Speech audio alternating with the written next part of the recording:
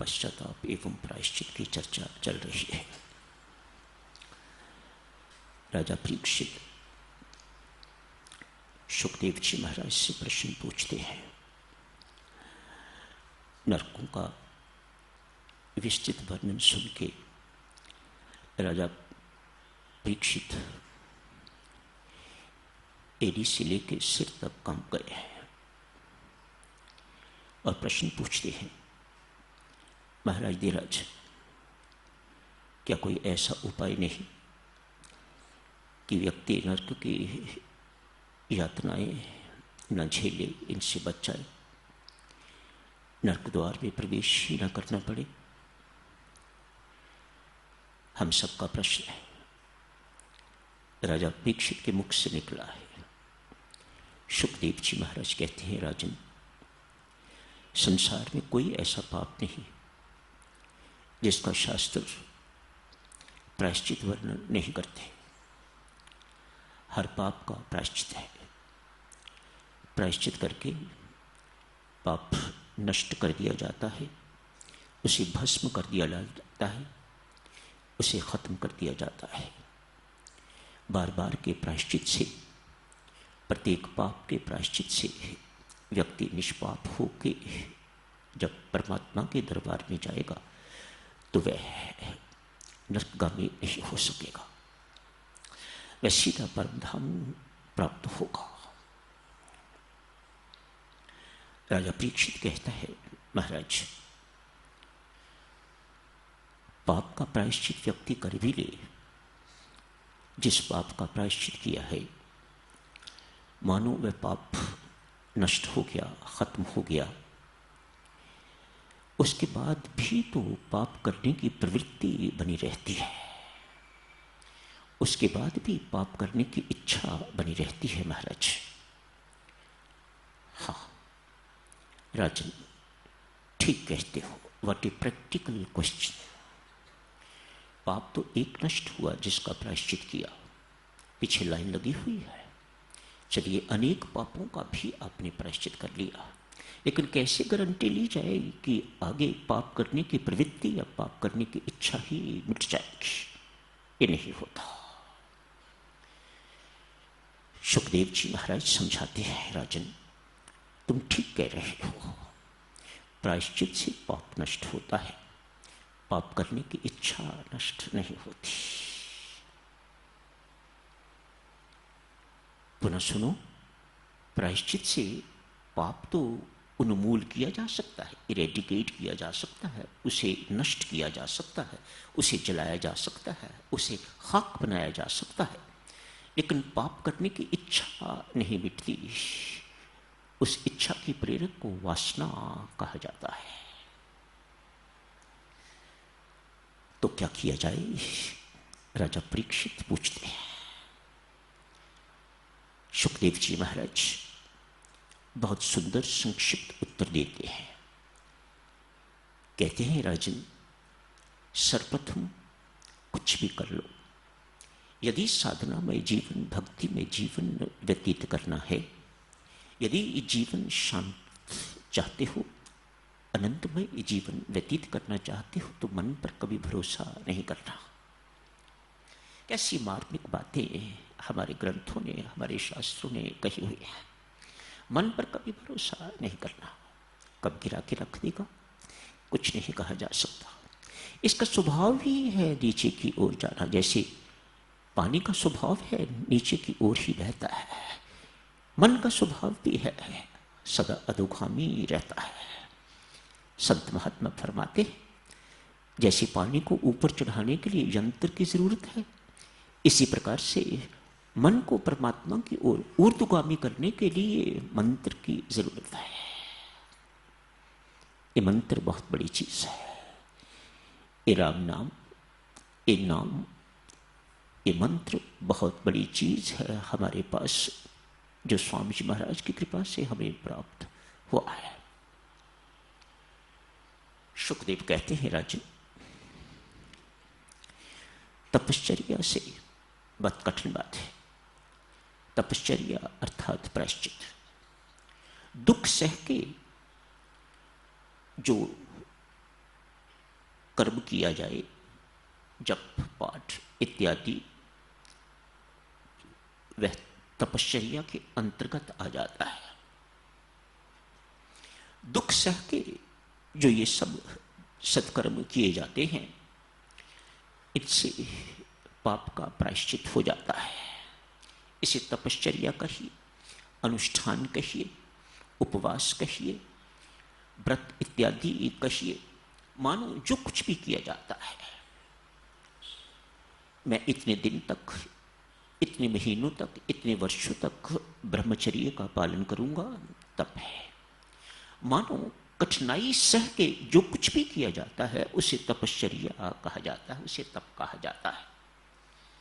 राजन, इस तप से जो बहुत कठिन है, सब लोग सो रहे हैं, आपकी नींद उड़ी हुई है, आप उस आनंद को खत्म करके तो आप जप के लिए बैठे हुए हैं, जब सो रहे हैं, तो ये तपस्या है, ये तपश्चर्या है। तपश्चर्या कठिन है। यम नियम इत्यादि इन सब का पालन करना, अहिंसा का पालन करना इत्यादि इत्यादि, ये यम नियम के अंतर्गत बहुत सी चीजें वर्णित की गई हैं। इन सबको तपश्चर्या कहा गया है। लोग चतुर्मास करते हैं, 4-4 महीने के लिए ये अनुष्ठान लेते हैं, इतना जप करूंगा, इतना ये करूंगा, इतना वो करूंगा, उपवास इत्यादि करूंगा, इन सब बातों का पालन करूंगा, इनको अनुष्ठान कहा जाता है।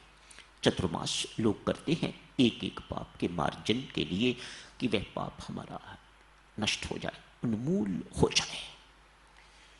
शुकदेव यहां समझाते हैं, जिस पाप का प्रायश्चित हो जाए राजन, ये विश्वास रखो कि वह पाप नष्ट हो गया, उस पाप को फिर कभी रिपीट नहीं करना। बहुत कठिन बातें कही गई हैं। जिस पाप का प्रायश्चित किया है, जिस पाप का आपने प्रायश्चित कर लिया है, वह पाप यूं समझिएगा कि नष्ट नहीं हुआ, मुरझा सा गया है। ऐसा संत महात्मा समझाते हैं। जैसे ही उसे पानी मिलता है, वह फिर हरा भरा हो जाता है। अतएव जिस पाप का प्रायश्चित हो गया, उस पाप को दोबारा नहीं करना, मन पर कभी विश्वास नहीं करना।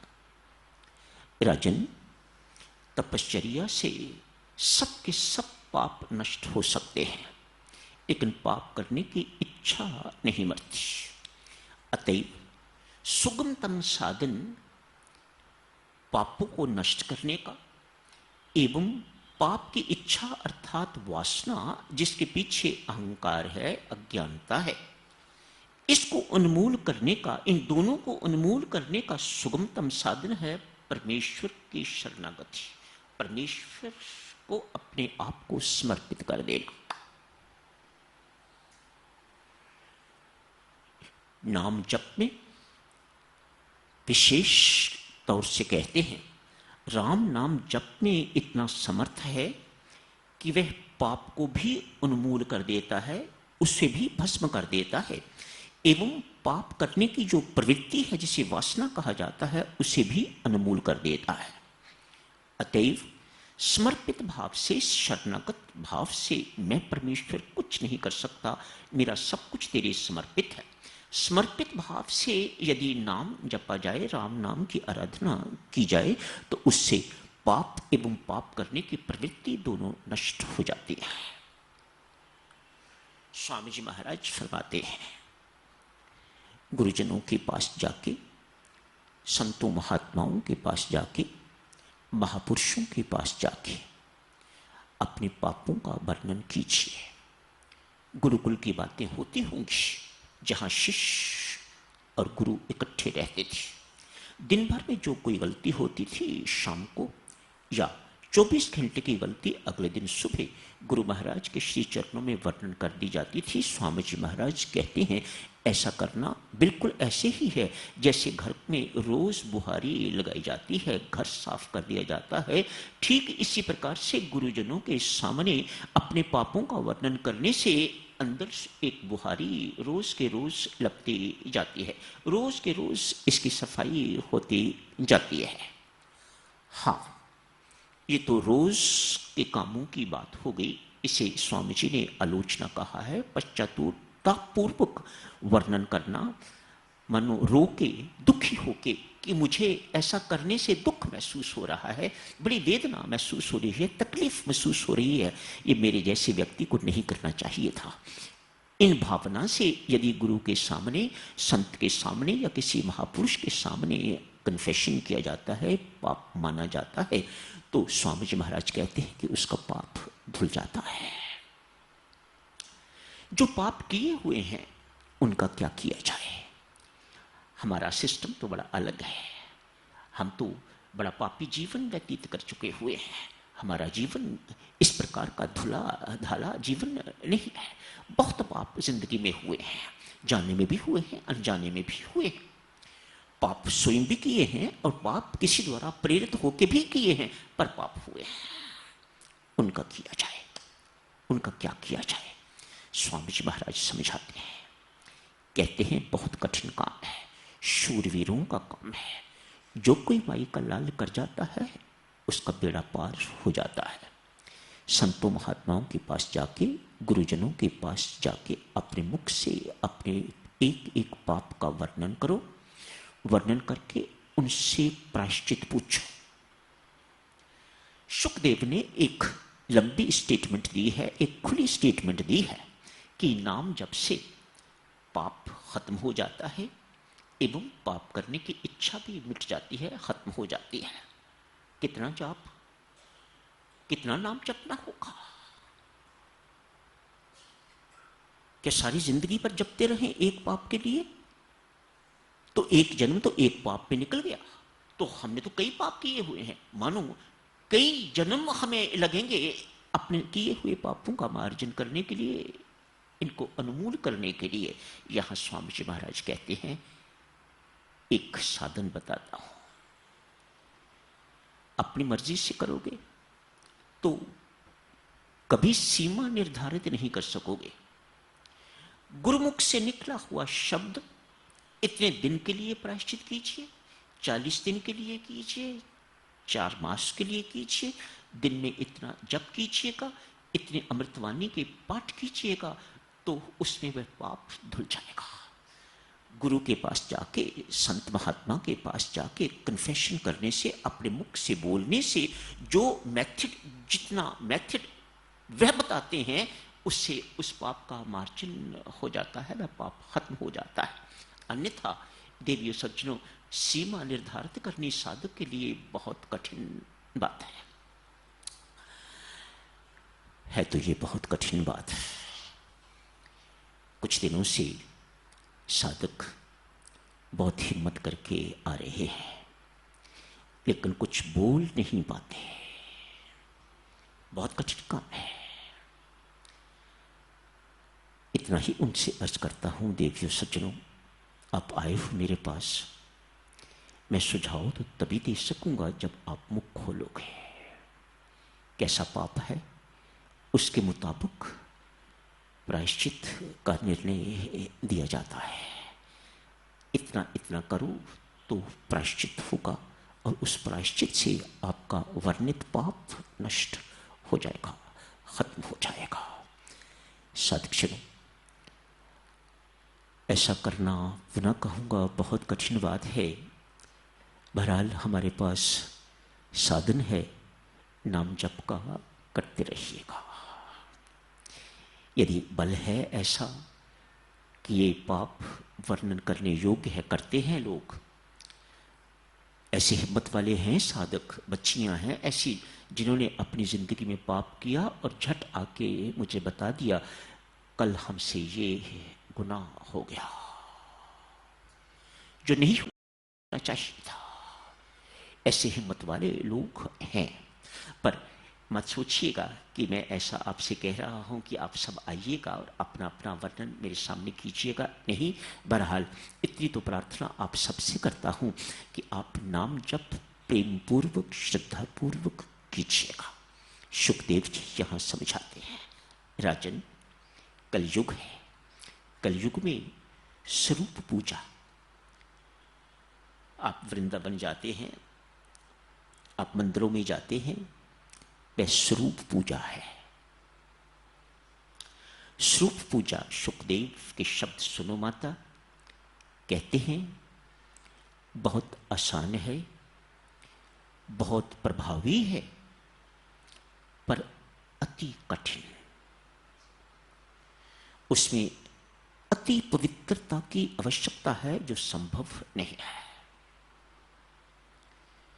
मात्र वृंदावन चक्कर लगाने के लिए गए तो चक्कर ही रहता है, वह चक्कर के बाद चक्कर। जैसी पवित्रता चाहिए स्वरूप पूजा में, ये सुखदेव जी राजा परीक्षित को समझा रहे हैं। कहते हैं जैसी पवित्रता स्वरूप पूजा के लिए कलयुग में चाहिए, वैसी पवित्रता निभाई नहीं जा सकती। अतएव नाम उपासना, जिसमें पवित्रता की कोई आवश्यकता नहीं है, ही सुगमतम उपासना है कलयुग में। सुखदेव जी को पता है राजा परीक्षित के मुख बोलने से ही कलयुग का आगमन हो जाएगा। अतएव घटनाएं, तैयारी उसी प्रकार से कर रहे हैं जैसी कलयुग में होनी चाहिए। तो देवी सज्जनों, यही समाप्त करने की इजाजत दीजिएगा इस प्रसंग को। कल आपातकाल के साथ साथ ही श्रद्धा शुरू हो जाएगी। सो जैसे जैसे प्रसंग आगे बढ़ता जाएगा तैसे तैसे चर्चा भी बदलते रहेंगी। सदाचार की चर्चा जो शुरू की थी खत्म नहीं हुई है, लंबी चर्चा है, वह रविवार के सत्संगों में जारी रखेंगे। यही समाप्त करने की इजाजत दें। धन्यवाद।